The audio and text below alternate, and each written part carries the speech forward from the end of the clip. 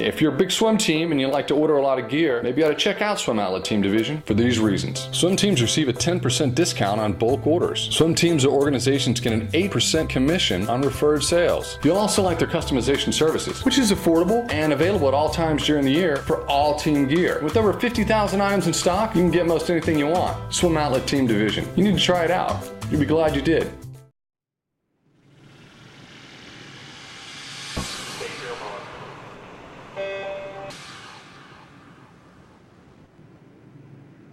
Welcome everyone to the Morning Swim Show on Thursday, October 16th, 2013.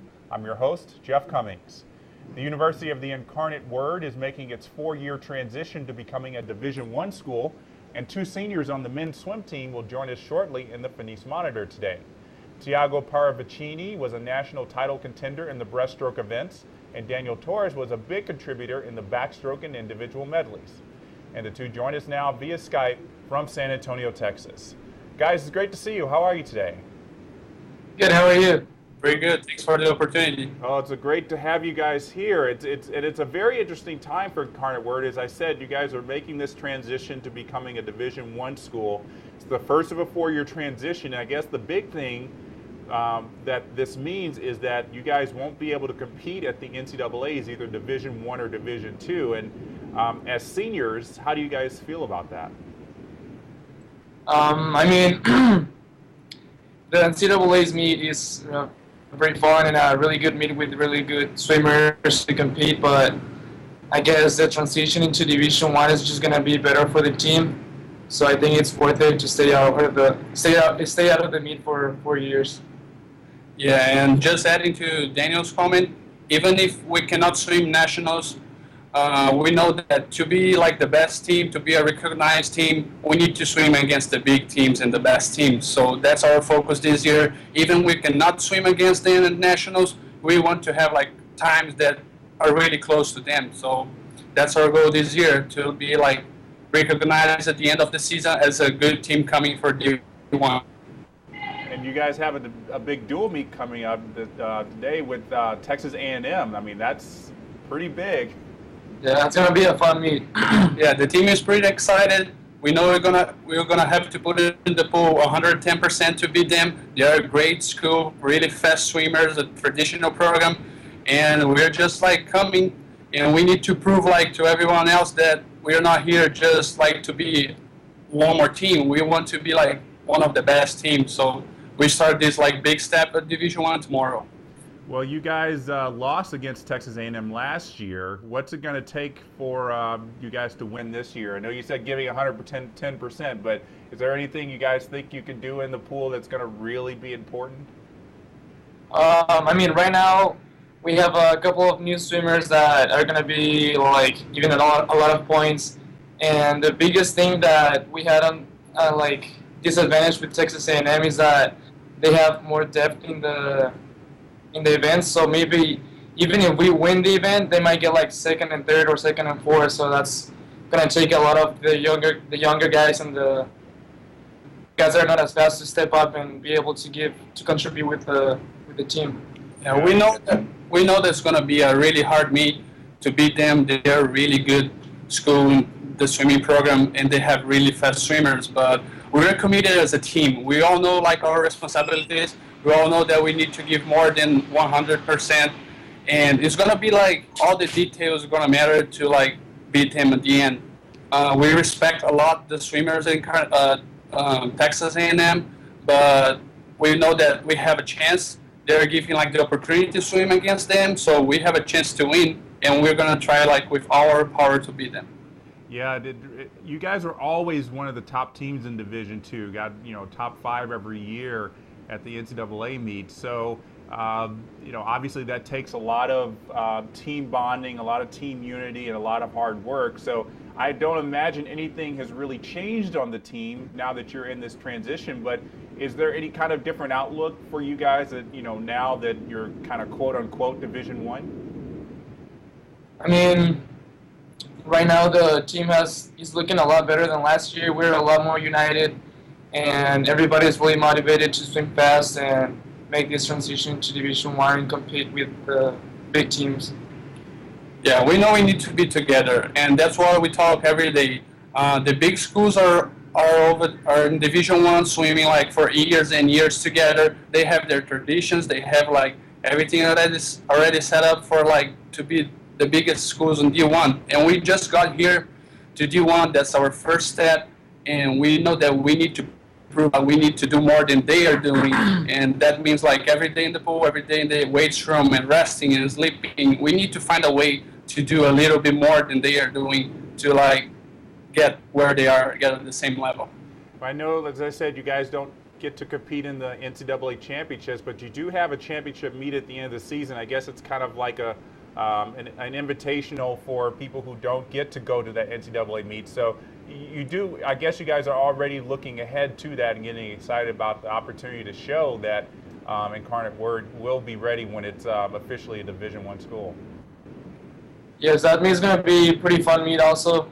A lot of fast swimmers are going to be there, and the competition is going to be good, and we're going to have, like you said, our chance to prove that Incarnate Word is going to be ready for the transition. Yeah, our goals this year is even if we cannot swim NCAA championship, we want to be like figuring in the best top times in the country, in some events and some of our swimmers. So if we have one more opportunity to swim fast, that's great. That's what we want. We want like more and more opportunities to swim fast. Well, Thiago, I know you had a great year last year. You had the NCAA record in the 200 breast for about a month or two. I know, like you said, you're kind of already looking like you're a Division I school, but will you be kind of keeping an eye on what the Division II swimmers are doing that you used to race against and see how fast they go? Of course, the E2 Carboni that used to swim at GCU, he's a great swimmer. I saw him swimming the World Champs. I wish I was there. And even Nicholas Korf, he's a great swimmer from USD. And they have like really a great potential. They have times to be like between the top 16 on Division I. So like what I said before, we want to be like in the top of the country, in the top teams of the country. So we want to be like everyone, so they count as like opponents as well. So when this season is over in March, will you guys continue to compete, or will that be the end of your swimming careers? I'm still trying to compete for a couple more years, see if I can make the national team for Mexico for the Olympics in Rio de Janeiro. But like that's my goal. But if like I have other stuff like school or get a job or something, so I don't know. It's kind of hard to say right now, but that's what I want to do. I want to keep swimming for a little bit. And Thiago, it's obviously very important for you. I would imagine you're going to keep swimming. You're going to have the Olympics in your home country of Brazil. Is that going to be the case? You're going to keep going? Yeah, that's like I dream about that life. So I hope I can like stay in shape. I can stay healthy to get to the Olympic trials like really fast, swimming well, to try to make the Brazilian Olympic team.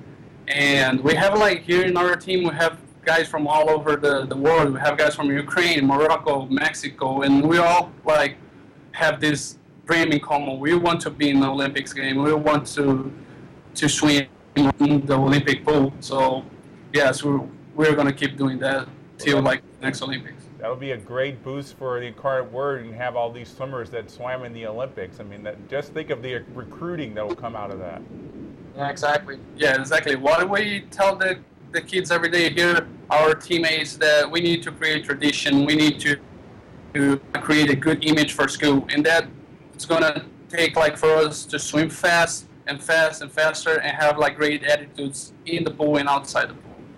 Well, when you guys graduate from Incarnate Word, will you stay in the U.S. and continue to train and live, or will you go back to your home countries?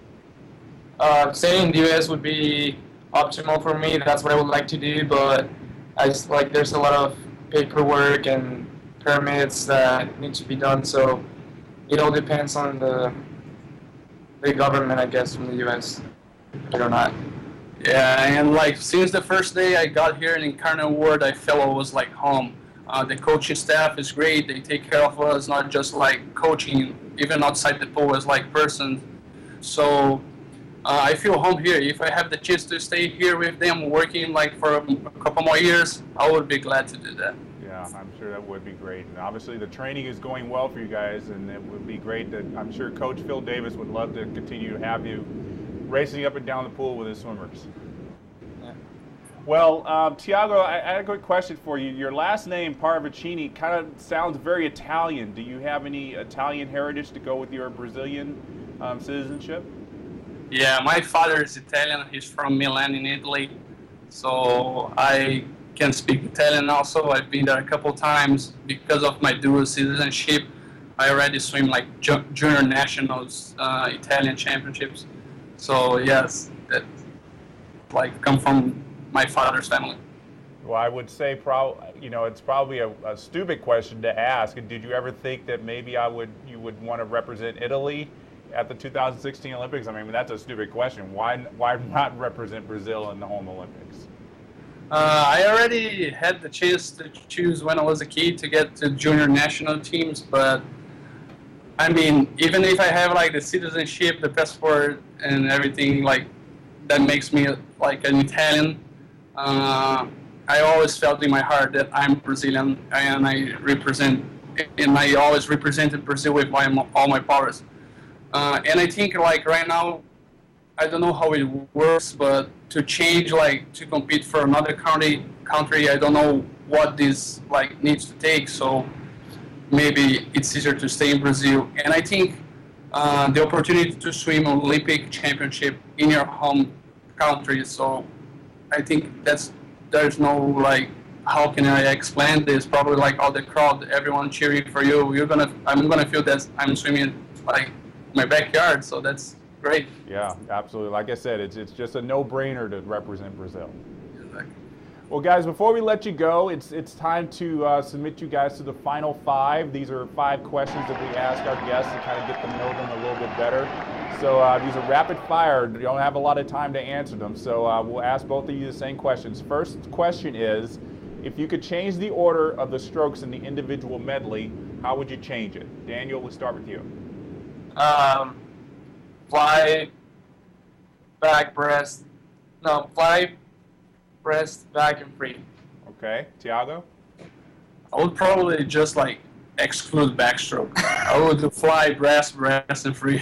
Okay, well, so you're saying you're faster at breaststroke than backstroke? Exactly. Okay, all right. What's a career that both of you would most like to try? Can you repeat the question? The sound didn't really work. Yeah, what's a career that you would both most like to try?